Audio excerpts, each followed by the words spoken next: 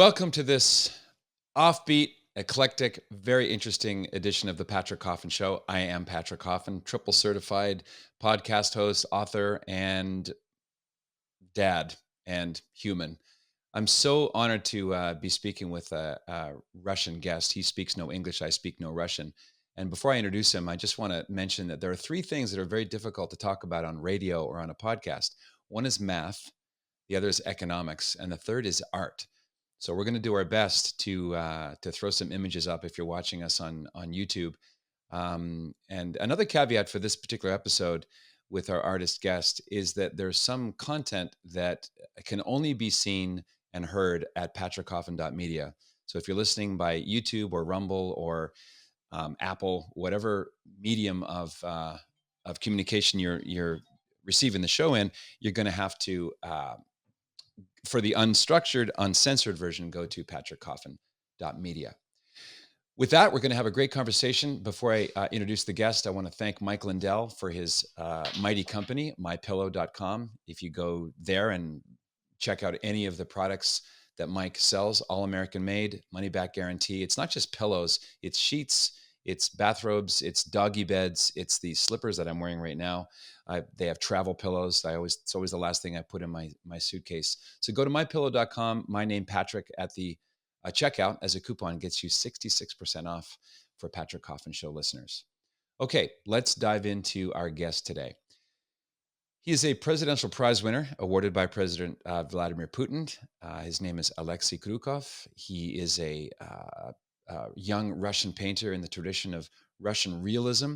A lot of his work involves military figures and landscapes, but it's very human, human with, I would say, suffused with divine beauty. It's very striking artwork, this medium of painting. I just got back from Paris, France, and I went to the Louvre. Now, the Louvre has about 35,000 pieces of art. And after a while, when you look at so much jaw-droppingly beautiful art, mostly paintings, you get a little bit inured to it. So when I visited Alexei's website, I was very impressed with how strikingly beautiful his stuff certainly would qualify for a Louvre exhibition either now or in the future. He was born in Pogar in the Bryansk region of Russia. He graduated from the Ilya Glazunov Russian Academy of Painting, Sculpture, and Architecture in 2016. His mentor there was merited artist of Russia, Dmitry Slepushkin. And I want to welcome Alexei Kryukov to the Patrick Coffin Show. Alexei, thank you so much for joining me.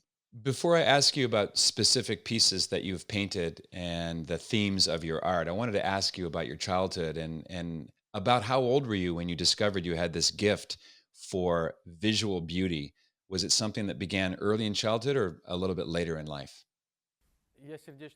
I am very happy to greet everyone wholeheartedly. Thank you for your interest in my art. I think I will start from the beginning. We all have our origins in childhood, and most children draw or make plasticine figures, or play musical instruments or do other creative things, and I'm no exception. I drew a lot in childhood, and also I spent a lot of time with my grandma in the countryside. So the landscapes of my homeland, of Bryansk region, were really important for me.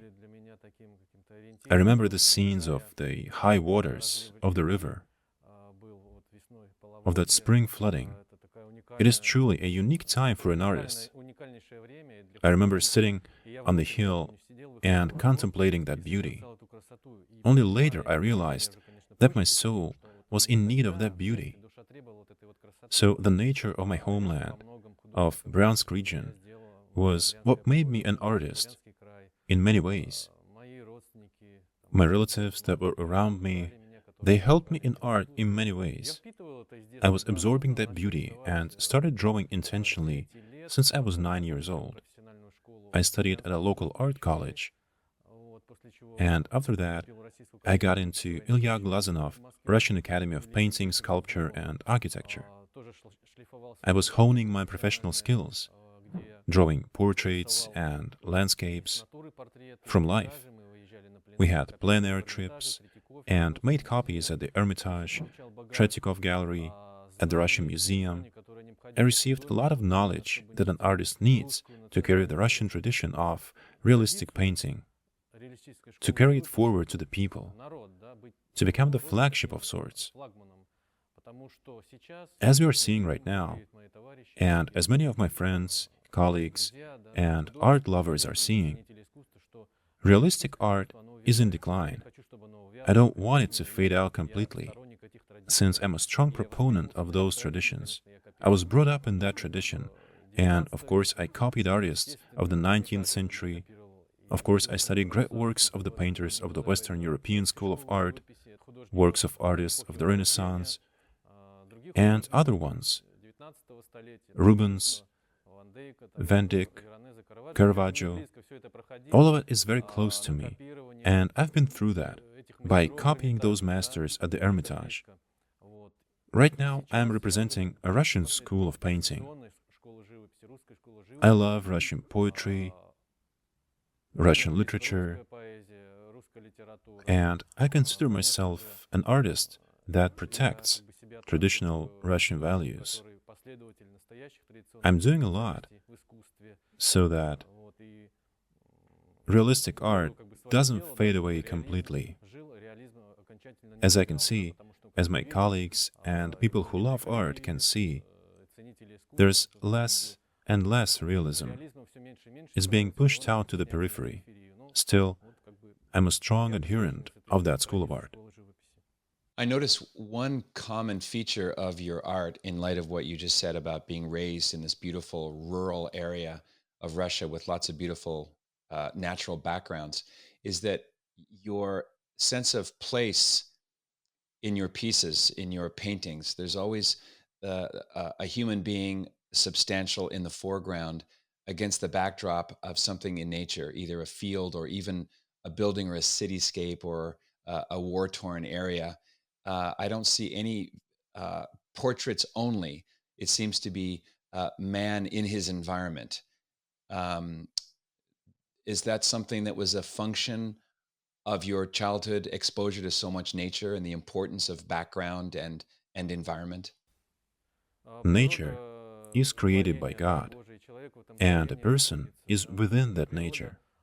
Nature is cosmic, and nature is perfect. Everything we see, the wind is rustling in the leaves, the trees are gently swaying in the wind, clouds, waves on the river. All of this is just so perfect that sometimes you cannot even find the right colors and coloristic combinations to portray that perfect beauty. I am more and more inclined to think that there is a divine principle, divine presence, and work of God in all of creation. People are, of course, within that nature. We are part of nature. You mentioned a lot of different elements that went into your love of painting and using paint as the medium to express this call, you said, from within your soul to express this beauty in a artistic two-dimensional format. I wanted to ask you about music. Is music part of this inspiration? Because your work reminds me of a visual form of music. There's almost a sense of motion to the characters, the people in your paintings. I just wanted to know if, along with literature and Russian poetry, if music was part of your inspirational well, so to speak, the source of why you do what you do. Well, I think it's more about poetry. I like Russian poetry of the 19th century. I like 20th century poetry too. I love Sergei Yesenin with his lyrical poems, poems about nature. Nature, for him, was also imbued with divine presence. All of it is really dear for me, and it works on a subconscious level. You read poems of a Russian lyrical poet, and those poems, they resonate with what you think, with what you feel. When you're out with your easel on a plein air, at sunrise or sunset, or in winter, it's an inner call of sorts, as if someone from up above tells you, go ahead, live, paint, the world is beautiful, read Russian poetry, I sometimes listen to music when I draw paintings, especially when I'm working on narrative art. I turn on various music, choir singing, sometimes instrumental music, sometimes rock, including Russian rock. It varies. But I think it is literature and poetry, that really resonates with the lyricism in my art.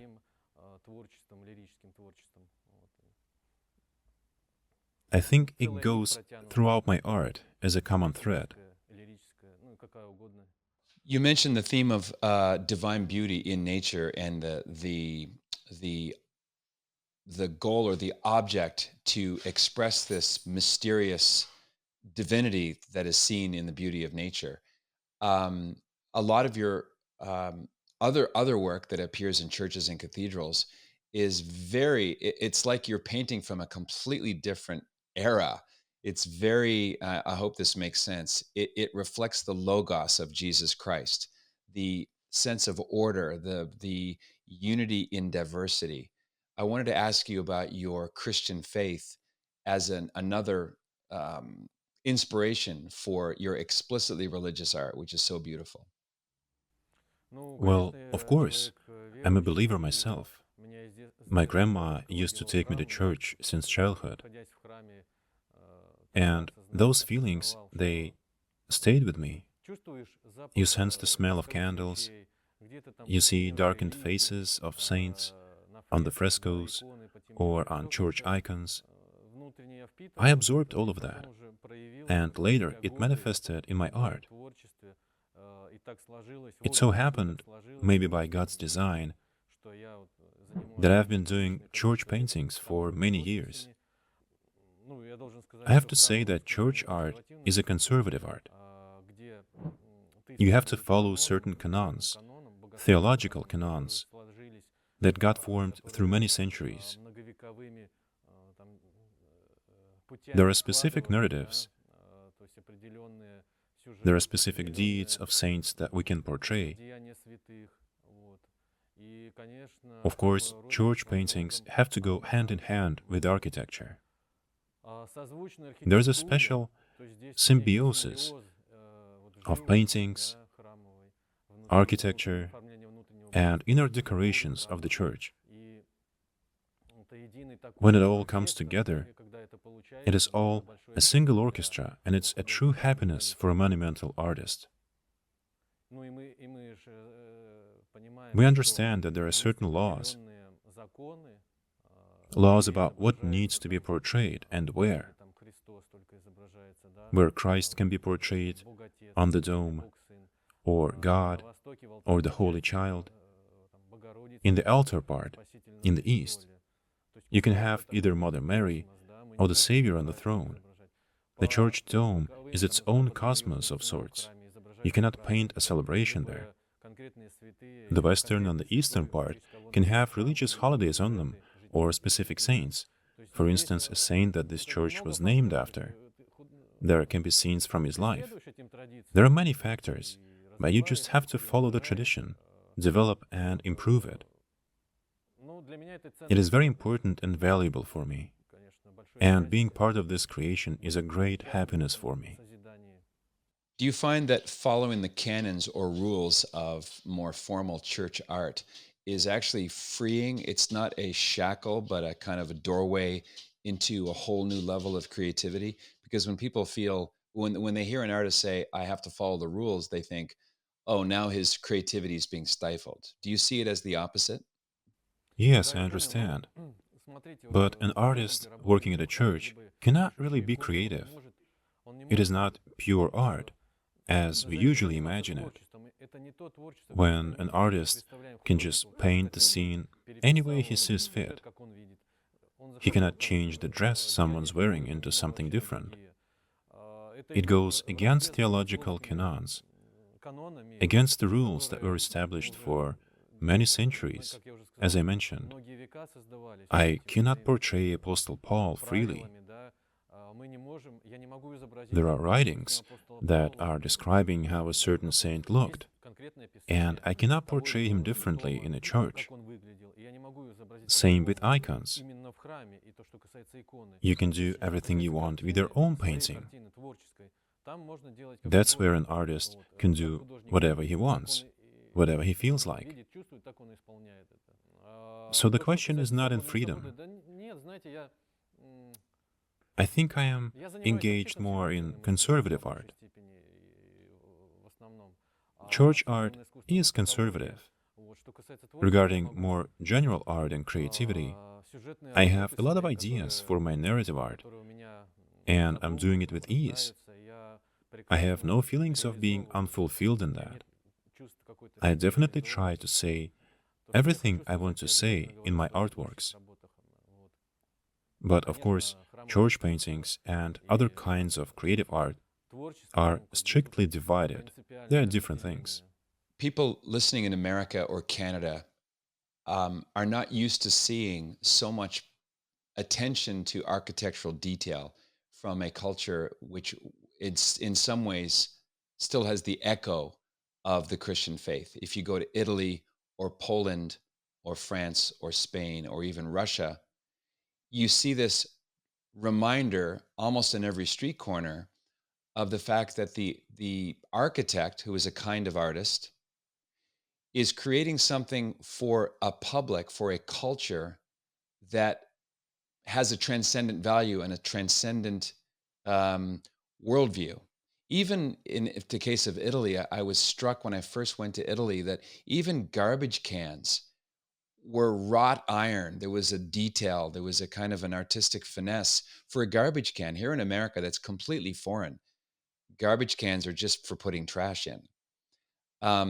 So I wanted to ask you about how art and architecture both, if you think that art and architecture both causes Christian culture or is the reflection of Christian culture. Does that make sense? Well, Christian culture is an achievement of humanity, of course. It contributed to multiple kinds of art at various times. You mentioned my favorite Italy, and we can remember the great architect, Bramante. Remember the great dome of Santa Maria del Fiore. We can remember Michelangelo's frescoes in San Marco, or we know Raphael. There are lots of great works of art, and it is a great achievement of humanity in terms of culture.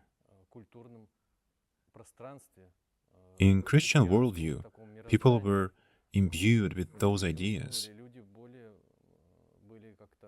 They lived within that philosophy. They were nurtured by it. Besides internal aspects of Christianity, there was also external beauty, aesthetics. We remember Raphael painting Madonna, or Botticelli's Birth of Venus. We know of Leonardo da Vinci's Madonna with an ermine, or the world-renowned Mona Lisa or Joconde.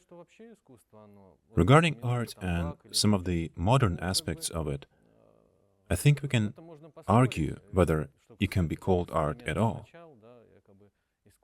I gave examples in terms of form and content. Things which are higher in terms of both form and content is in fact art. This is what we admire. This is what we marvel at. We don't stare lovingly at a pack of Marlboro taped to a wall, or at a pile of garbage turned upside down. What is the aesthetics in that? I ask myself that question. But that is my subjective opinion. Someone likes it and someone not. One of the characters in Dostoevsky's novel The Idiot said that in the future man would be saved by beauty. What do you think that means? What does that mean to you? I think humanity will be saved by moral values. Beauty, I think, is consonant with moral values. We cannot only look at the external shell. All people age and get covered in wrinkles. people get sick. I think the point is in expressing love to those around you, expression of the divine design. I think it's no coincidence that it was written that man was created in the image of God. And that is what beauty means, the beauty of the soul that will save the world. Do you have an idea before you sit down with your brush and your paint and then you actualize that idea? Or do you just begin and then an idea will emerge from the canvas? You know, it happens in different ways. Sometimes I do have an idea and try to express my emotions and impressions on a canvas. In the process of work, other thoughts may arise, ideas on what to add to each specific narrative, ideas on how to express it better, how to make my artwork have their impact that I want, to help me get the influence and impression I want. In my paintings, I express my energy, my inner movements, my emotions. Of course, I try to enhance certain things with artistic means, and sometimes in the process of work, or after a painting is finished, I have to redo everything from scratch. Sometimes I repaint an artwork that's almost finished. So you're saying once in a while you'll create something and you look at it and you say, that is horrible. That has to be in the garbage. You know, that's normal. That's totally normal. Repin, a famous Russian artist, used to repaint his Zaporozhian Cossacks several times. That famous painting, Reply of the Zaporozhian Cossacks. Another painter, Surikov, repainted his Boyarnya Morozova and the morning of the Streltsy execution. A painter is a creator. Picasso once said a nice philosophical phrase: if an artist stops in his search, in his art, if there is no search within him, then he is dead. An artist is always searching. Yes, you might not like something. You change your composition, some of the elements, change colors and coloristic solutions, or images you use. It is a massive creative process that you have to give yourself fully to. You give it your inner energy, and that is totally normal. I'm going to be turning the conversation to some of your military themes in your art, which is going to bring up political considerations that are not going to survive big tech censorship. So if you want the full uncensored version of the rest of the conversation, please go to patrickcoffin.media and you can find it there. That's patrickcoffin.media. Alexei, I wanted to ask you about the pictures that you've painted in Donbass of Russian soldiers. And let me say this. I find when I see the portraits of your soldiers, they're expressing, it seems to me, two simultaneous emotions: sorrow and perseverance. There's a solidity to their faces. They have, like Jesus, they have set their face like flint toward Jerusalem. They're on a mission, and they're dealing with seemingly intractable situations, military battles. They're missing their families and so on. I wanted to ask you, what drew you to the life of the soldier as a subject for your art? Well, you know, my relatives are living there, on those territories, so I'm not a stranger to this issue of Donbass. Russian people were subject to genocide there since 2014. I've been absorbing all of that and then decided to go there and immortalize their great deeds, the heroic acts of our soldiers. Back then, they were members of the militia who fought against the Ukraine army. I wanted to get to know them. It was an old idea, back from 2014, when I was a student at Ilya Glazunov Art Academy. My final art project was called Soldiers of Novorossiya. It was approved by Ilya Sergeyevich, and it felt like such a blessing. I went to Donbass to talk to people and collect material. Yes, I tried to convey a certain enthusiasm and determination in the faces of those Russian guys, but it's just who they are. A Russian person will not stop at anything to protect the country if it's in danger. They will go to the very end. It's just a fact. A war is a tragedy, without any doubts. It brings great sorrow to the families. As artists on the front, we are familiar with other artists from our past, from the Soviet times, who did the same thing. They immortalized heroes and memories about our Soviet soldiers. You know, there's not only death on the war, there's also hope and life and joy. Imagine guys getting around the campfire, telling jokes and stories after battles. As an artist, I notice specific things, like the way people, I mean soldiers, use camouflage in nature. I also notice the way nature organically blends with the images I see. Of course, life on the front makes perception of an artist very acute. Your feelings get turned up. Your eyes, they see so sharply. Your sensations are so amplified through your nerves. It's almost impossible not to notice. Any creative person reflects on things that take place around them. I think this theme, in many ways, runs through all my art. It is my pain and my tragedy. A Russian soldier has something to fight for and has things to defend. Consumers of American media are subjected to constant propaganda that Vladimir Putin is worse than Hitler, that Russia is an evil oligarchy, and that President Zelensky of Ukraine is a quasi-savior, except that there's no video footage of this so-called war. It's purely a media creation in terms of the narrative of what's really happening there. When I look at your art in the Donbass and other areas of Ukraine, I see no propaganda, just the human faces of this resistance.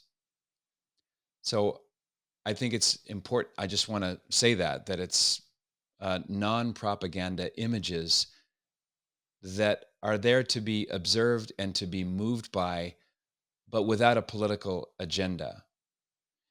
I wanted to ask you a specific question. That's a long introduction, but my eye was particularly drawn to the little girl who is painting with crayons on the concrete. What was the inspiration for that portrait? Well, I think the word inspiration is not fully suitable here. What brought about this revelation were the people living on those territories. They are my Russian people. We share the same spirit, and I cannot separate them. Even if I didn't have relatives there, I would still go. This is just my worldview or my psychological type. You can interpret it in any way you want. And regarding that picture, it was evoked by my trip in 2016, when we brought humanitarian aid to an orphanage. We brought food and other things. That's when I saw a piece of shredded asphalt and children's paintings nearby. That image seemed to shred me. And that girl as a symbol of purity and light, that painting represents universal human values. And it is consonant with the values that Russia is fighting for right now. That painting serves as an antithesis to what's happening on the front. Moreover, let me tell you another story.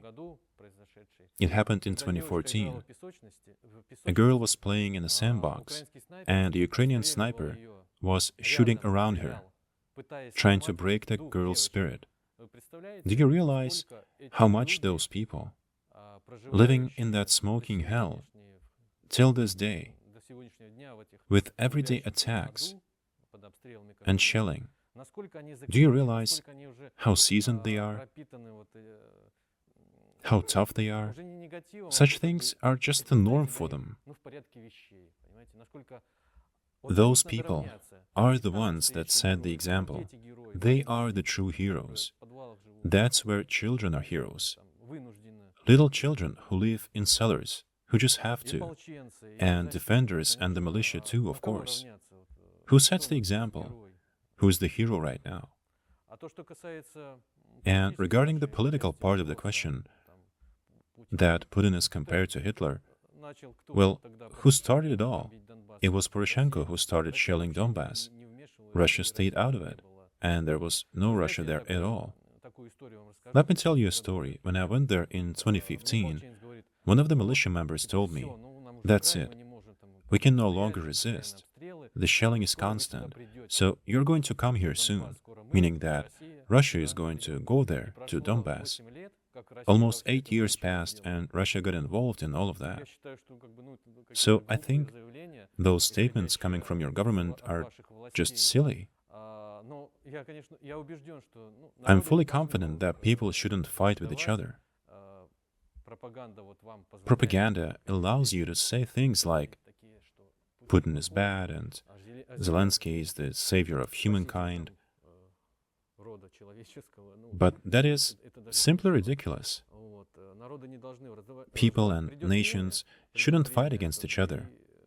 Time shall pass and everything will be put into place. Everyone who started this war will go to jail. I'm sure of that, and our nations will make peace. But some time is needed. Do you remember how many wars were there between various nations? There was fighting between Christian nations, even between Orthodox nations. If we are addressing the issue of God and the divine, I think God speaks to us with real-life events and circumstances. So, if things like that happen, we need to stop and think, are we living the right way? We can remember Ukrainians and what it all started with. A naked girl cuts down an Orthodox cross on the Krещатик in Kiev. Do not be deceived, God cannot be mocked. Those naked sculptures they put up in front of the monastery. Sometimes demons enter people. That's true. And that is when such things happen. Or the shelling of Donbass. We remember when it all started, when people came out with flags in support of Russia, and then tanks went against them. It is not a secret. We can ask those people in the Donbass. The big mistake of Russia, I think, was that we had to accept those people much earlier. We had to include those areas much earlier, just like in case of Crimea, to avoid all the trouble and deaths of thousands of people. Do you think that the clash that kind of came out in the open in 2014 has a quick expiration date? I know you don't have a crystal ball, but is this something that you see as an entrenched warfare, or something that could have a quick resolution that will satisfy both sides? I don't think it's something that might end quickly. God willing, war will end quickly, I wish so. But in terms of ideology, lots of organizations will be created that promote hatred and enmity towards Russia. They've revealed themselves now, after hiding for a while, being in the shadows. Hatred gets ignited.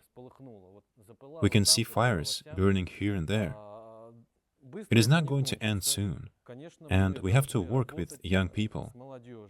We have to talk about patriotism, about traditional values that are so dear to us. We need to talk about preserving Russian culture, Russian tradition. I think Russia is the last bastion of that. Our president didn't sign the law that allowed and legalized LGBT. And I think it is right and correct. What other proof do we need? We can see that in Ukraine, for example, we see that LGBT is flourishing there. So it is my personal conviction and a subjective opinion that Russia is the only stronghold of traditional Christian Orthodox values. Of course, it's not going to end quickly. I think that hatred and hostility that's in the hearts and minds of people just poisoned our blood. So more than 1 decade has to pass for people to get reborn, reformatted, and so that new insights come. But it's going to be that way. Peace will definitely come after the war. And we will all sit at one table. But there's going to be a memory of something monstrous. That's what's going to happen. Any war ends with peace. And of course, true peace is not just the absence of war. I wanted to ask you, now we're back away from politics, back to art and faith. After about 70 years of the Orthodox Christian faith being crushed by Soviet-style communism, would you describe Russia as a Christian nation today? Is that a fair assessment of the national culture, that Russia is a Christian nation? You know, the Soviet Union was different. Your view is rather generalized. The 1920s and 30s were radically different from the 50s, the 60s, or the 70s. Of course, there were horrible repressions in Russia when churches were closed, and by 1935 there were only 5 bishops left. That's true. But a Soviet person got reborn, and a new insight occurred. An insight that we cannot win the war without God. Stalin ordered to take an icon of the Holy Mother of God of Kazan on a plane and to fly it around Moscow, so that Germans wouldn't take Moscow. What can it be if not God's design? That's when the realization occurred that we shouldn't shut down churches, but that we should do the opposite. That's when churches started to open again. That's when Patriarch Sergius Stragorodsky appeared. We know that religious life didn't disappear. Grandmothers were baptizing children in secret, their grandchildren. Parents baptized their children. Faith was still present. It did not disappear. Of course, the crackdown was horrible. Churches were blown up, and it was a great mistake. Also, I have to mention that spiritual painting was over by that time. Pavel Korin, one of my favorite artists, died at that time. He painted spiritual artworks. He painted priests. And at the same time, it is wrong to say that everything was destroyed. Some things were bad, some things were good, and some things were beautiful. And regarding right now, let's compare. Right now you can do anything you want. Churches are not destroyed, doors are open. You are free to come and go as you please. People were forbidden to visit churches at Soviet times, and still people were drawn there. Right now, everything is freely accessible. But do we have more spiritual people right now? No, we don't. You can freely come to any church, but young people don't do it. It is a great problem. Of course, we have some changes. God's law is introduced in schools, and conversations on religious topics are being held with students. I think it is important and the right thing to do, among other things. But you know, the enemy is tiptoeing from behind our backs so silently that it gets difficult to tell what's real anymore. Everything is freely available, and you're absorbing and absorbing everything, and at times you're deceiving yourself. later you realize you were wrong and just wonder at how it could happen. It happens to creative people and to all sorts of people. We go off course. So, I think it is wrong to think that everything was wrong about the Soviet period. For instance, as I mentioned, so many portraits of priests were created by Pavel Korin, and even though there were restrictions and limitations, a fresh stream, a fresh spring of water, of clear water, appeared after everything that happened. 30 years have passed when everything was allowed, when you could bring a cat as an exhibit or a toilet. Everything is permitted. There was an exhibition recently in Moscow. There were artworks by Ukrainian artist Sergei Zabar, if I'm not mistaken. They were clearly blasphemous. I'm not sure what position he intends to take, but things he's creating is just horrendous. It's a mockery of Christian values, if you look at it. For instance, he has a picture of the Mother of God with a nimbus, but with such a deformed face. You can't have such bad skills. It is done intentionally. Religious values are insulted. There are so-called modern artists here, actionists, like Kulik or Gutov. They have exhibitions in the center of Moscow. I think such things need to be balanced by something. There needs to be the other type of art to counter it. I assure you, people are being limited. They're told that's what true art is, so-called modern art.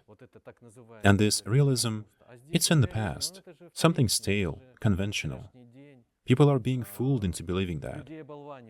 And when people come to exhibitions of real art, like traditional Russian art, I see interest, I see excitement about the paintings, I see interest for Russian nature, I see interest to the Russian person, to history.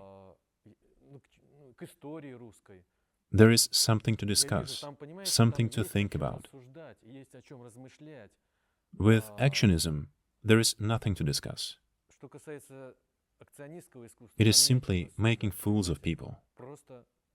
It is a mockery of human values, of human nature, of a person as an image of God. So I think the platform that we're living in, the period of life, of the 90s and up to 2020s, it haven't brought us a lot of wonderful things. Even though that happened, it is impossible to judge either the Soviet period or the modern period simply. Same with great rulers. Can we paint Peter the Great or Alexander I or Alexander II with one paint? They're all different. Each of them introduced something new and achieved something. Some doors were opened and others were closed. Whether that was right or wrong is decided by history.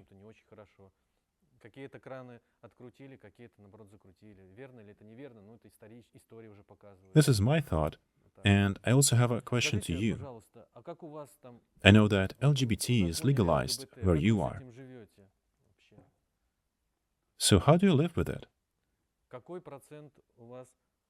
What's the percentage of gays that are living on those territories? And also, why do you think your authorities provide such an opportunity? Why are they giving a green light to gays? Well, to answer your last question, my humble opinion is that the anti-human forces behind the LGBTQ movement have demonic, evil assistants. Every statistical model that measures the percentage of a population, whether it's Canada or the United States, it never rises above 3%. However, with the rise of social media and what I would call social contagion, young people are being propagandized all day long that this is just one more lifestyle choice. They don't think of it as a an anti-nature set of behaviors. And so whether it's LGBT or let's stay with the T, transgenderism, gender dysphoria represents less than 1% of the population. So, how can 1% govern the entire cultural narrative without some kind of demonic assistance? That's just my personal view on it because it seems as though the numbers are statistically small, but the influence that the lifestyle has on the broader culture is way out of proportion to what it should be. I hope that makes sense. Do you resist that push in any way, in social networks or in terms of public manifestations? Is there any resistance to that devilish anti human machine? Also, in regards to sex change, children who are allowed to change their sex, I think it's preposterous that a child has to decide which sex he or she is. How can we resist that at all, from your point of view, and being where you are? Because you care about it, and it seems we are looking for common points, similarities, just as people. We don't have to get into Christianity or subtle matters like philosophy or worldview, because it is simply anti human. How can we resist that? Well, you're asking a very interesting question. My first book is called The Contraception Deception. And as I read the story of the last three generations, after 1930, when the Anglican Church, for the first time in Christian history, anywhere by anyone, accepted birth control, of course, they said only in marriage and only under extraordinary circumstances. That opened the door to the sexual revolution because once you separate the marital act from babies, the logic is inexorable.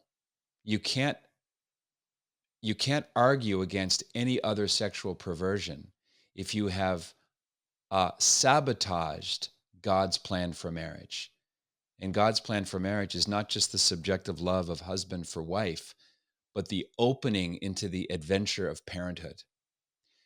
In my book, I talk about a statement that President Putin made about 15 years ago that the loss of 700,000 Russian born Russians every year is the worst crisis in Russian history. So, in terms of the population problem, we do have a population crisis, but it's a population implosion, not an explosion. And so, from that pro contraceptive mentality, gave rise to no fault divorce, that any spouse for any reason can walk away from the marriage. And with that, you have the crisis of fatherlessness. And when you have broken fathers, then you have broken sons. And the abusive or absent father is the number one psychological cause of homosexuality. Homosexuality itself, according to therapists who do this for a living, I'm no expert in this, but I've interviewed many who have devoted their lives to helping people with same-sex attraction. The behavior itself is an attempt to repair the psychological damage caused by the lack of the father. So, transgenderism is just one more domino that fell. And so I think Christians who are concerned about this have to do two things at once: encourage people to marry and to be generous with their fertility, and also to remind people that God is love and there's no sin that God cannot forgive, and there's no condition of life that he can't heal. And I think over time, the problem resolves itself.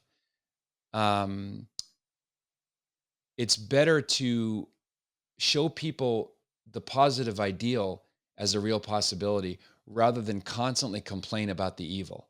That doesn't convert anybody and it doesn't persuade anybody. So, a good Christian life, well lived, faithful to your wife, generous with your fertility, showing that the family is really the bulwark, the foundation of any culture. So, I think that's the slow the slow avenue toward resolving this. And of course, the law here in America, the pro LGBT laws are downstream from the cultural crisis. And the culture crisis is downstream from the religious crisis. People don't know who they are because they don't know who God is. So to me, they're all organically tied together. And the incarnation of Christ is the antidote. Jesus is the principle of unity and restoration, and the devil is the principle of splinterization and despair. So I think that's the beginning of an answer is the claims of Christ to be God and the divine order that he brings if you have eyes to see. A lot was said about Christianity, and so a question arises, why does the Pope support gays? Because from the teachings of Christ, we know that sodomy is a grave sin. Sodom and Gomorrah, cities now at the bottom of the Black Sea, were destroyed because of lechery. So why does the Pope support gays? Well, right now you're talking to someone who accepts the evidence that Pope Benedict XVI did not resign validly. So I don't regard Jorge Mario Bergoglio as the valid Pope. And what you just mentioned about his support of the gay movement is one more confirming sign that this man does not have the authority of Christ. The man that he calls himself Pope Francis has allied himself with earthly powers that have been the enemies of every previous pontiff. He locked down Catholics around the world from the sacraments during COVID. He propagandizes for the LGBT movement. He is a demagogue. He is a Peronist dictator. And he's an ongoing scandal to Catholics who love Jesus Christ and who want the gospel to be presented without compromise. So for traditional Catholics, Francis is an unsquarable circle, an absolute point of contradiction. And you're perfectly accurate in summarizing the problem. But the gay problem in his advocacy of that is just the tip of the iceberg. His modernist theology, his weaponized ambiguity, all of it cannot be reconciled with the gospel and traditional Catholic teaching. It's impossible. I hope that helps. Come to Russia, and you will feel more freedom than over there. I read a story of a traditional Catholic family that were so sick and tired of FBI infiltration, targeting of traditional Catholics, that I think they had 5 or 6 children, all very young, and they thought, forget it, we're going to move to Russia, which they did do. I don't remember their names, but that story really, really got my attention.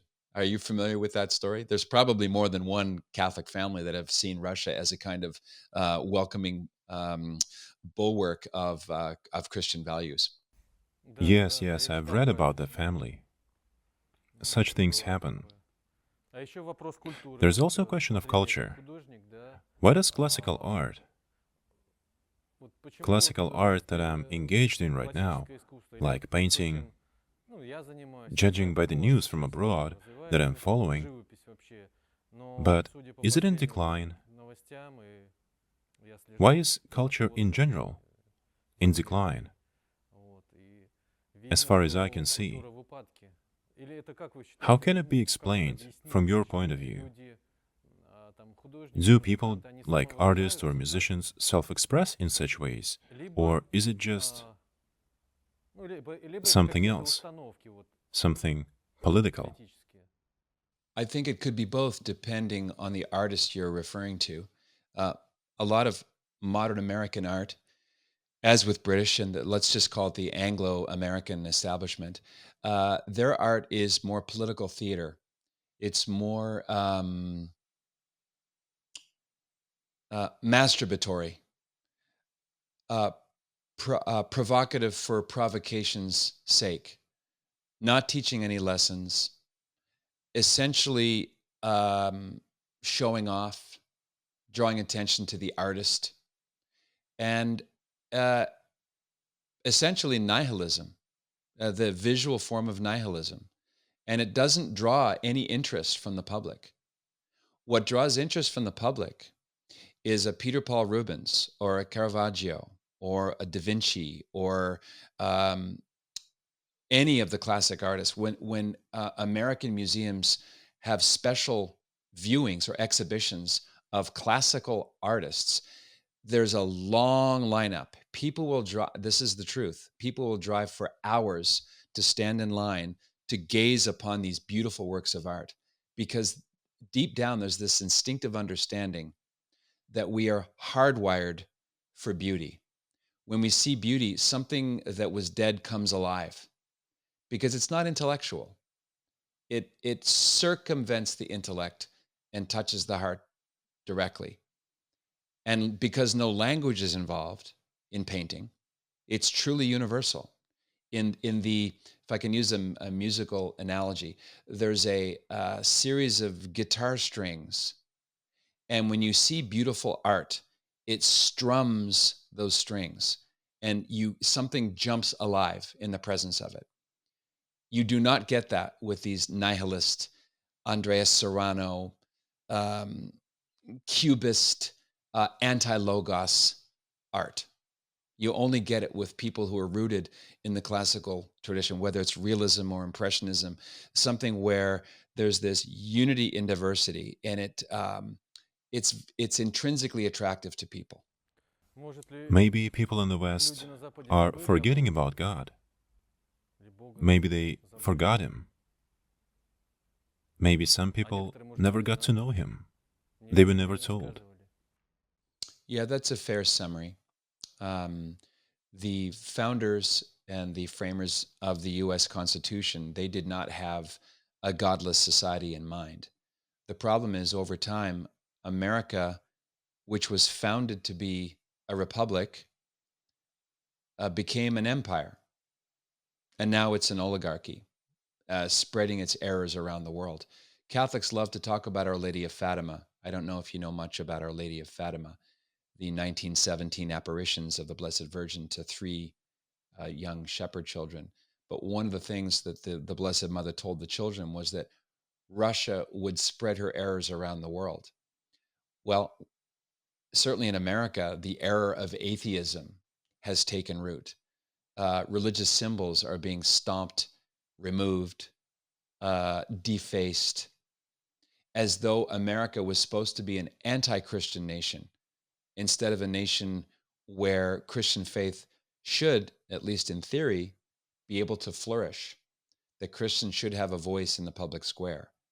Today, the only voices that are being persecuted and silenced are Christian voices. All the other voices of chaos, all the other anti-family, anti-life voices, they're the ones that have the free platform. And I think at bottom is this loss that you were mentioning, this loss of a transcendent, of something more than this life that has definitely gone into eclipse here in America. So it's worse out there than in the USSR. I would have to come to Russia and find out for myself. Please come, we are happy to welcome you. That would be very, very wonderful. I wanted to maybe close with asking you about the pieces behind you. I was very fascinated by how different they are, and I wanted to ask you two questions. Maybe we can close with this. How long does it typically take you from the first paint stroke until you say it's finished? And the second question is, how many paintings do you work on at a time? Do you paint simultaneously in different rooms, different pictures, or do you start with one piece from beginning to end before beginning another? So those are my two questions. Over. No, I'm switching. I cannot paint more than 3 artworks at once. I start painting one artwork, I express the narrative, create the first layer, the so-called underpainting. After that, I switch to a different artwork, create an underpainting, and then switch to the third one. After that, I switch back to the first one. That's how I work. By switching back and forth, by clarifying certain details. Behind my back is a painting of a location in Donetsk called Savrmohila, a hill where fighting took place in 2014. There were cruel battles. I chose this place for its significance, since in 1943, fighting also took place there, so it is a symbol of heroic, unbroken Donbass. In 1943, Soviet soldiers held defense there, protecting Donetsk at those heights against the Wehrmacht armies. It was a horrendous, bloody battle in July and August of 1943. 70 years later, same thing happened again. Ukrainians, as a dark cloud, came to kill people of Donbass. You can see the symbolic still life in the painting. There are carnation flowers that were brought there in the memory of the paratroopers who died defending those heights. In the back, we can see the dark sky, with the storm approaching, and a light cloud that's flying like an angel across it. There's also a rainbow as a symbol of everything, both earthly and divine. The rainbow connects the higher world and the world on the ground. It is a symbolic artwork, reflecting the essence of the heroic Donbass. Also, behind my back, you can see a portrait of a writer that I love, a wonderful military figure and a journalist, Zakhar Prilepin. I met him in Donetsk in 2017. I visited his battalion and painted some of the guys there, the militia. I did some portraits of Zakhar Prilepin himself. I hope you're familiar with his writings. If not, I suggest reading them. He has wonderful stories and a novel about the militia. The Sin is a good story, but there are many other good things, like The Abode, or a book about Sergei Yesenin. He's a wonderful, modern classical writer, alive and still working, God bless him. When I visited Donetsk, I got to meet him, and we're in good relationships, as comrades. We keep in touch.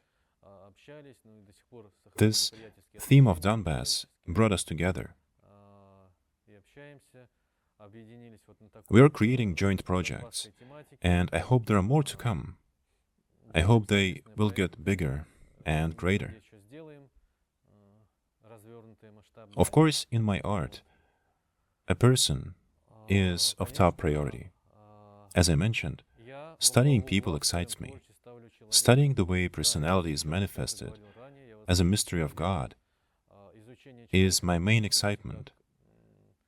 For example, in art, if we are talking about writers, in literature, or in music, people manifest themselves, and it's an anointment by God, in its own way. Warriors, guys who are dying in Donbass, I think, are saints. Time will pass, and new church icons will be created with their faces. Believe me, we have things to be proud about. There is an amazing saint, a martyr, Eugene Rodionov, who maintained faith, who did not betray Orthodox faith. If you haven't read about him, please do. During the Chechen War, he was beheaded, but he kept his Christian cross on, refusing to take it off. He was only 18. Imagine how rich Russia is with people who are strong in spirit, who have that backbone. There are hundreds and thousands of such people, the ones we know and the ones we don't know yet. the ones who've shown themselves, and the ones who are yet to do it. It is impossible not to admire those people. It's impossible not to portray them in history. They are the ones creating history right now. They are the carriers of values that we've discussed, sometimes even without realizing it. These people are creating such meanings: religious, cultural, political, and other ones. This is very precious and dear. I will certainly. I'll put the links if you can provide me the Zahar links to his books. I'm happy to put them in my show notes. I wanted to congratulate you on your presidential prize and ask you what it was like to meet President Putin and how you learned that you were the recipient of this great honor. Well, it was unexpected, but the memories are most warm and bright.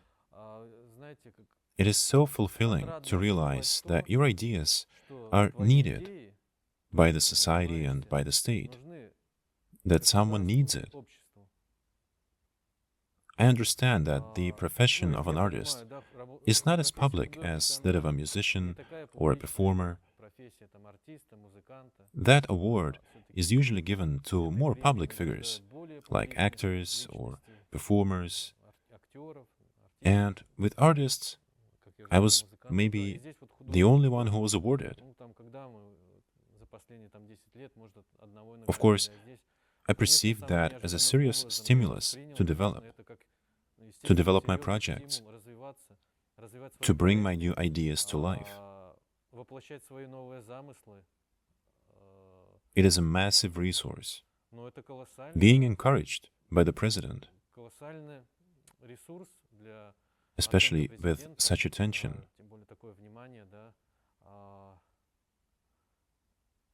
it means a lot to me.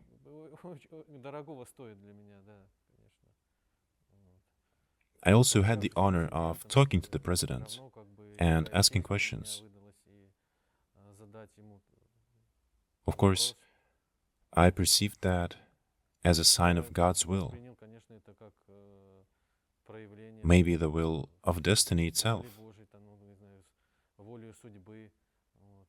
There is great competition. We have lots of talented people in Russia. There are many great artists, and somehow I was chosen.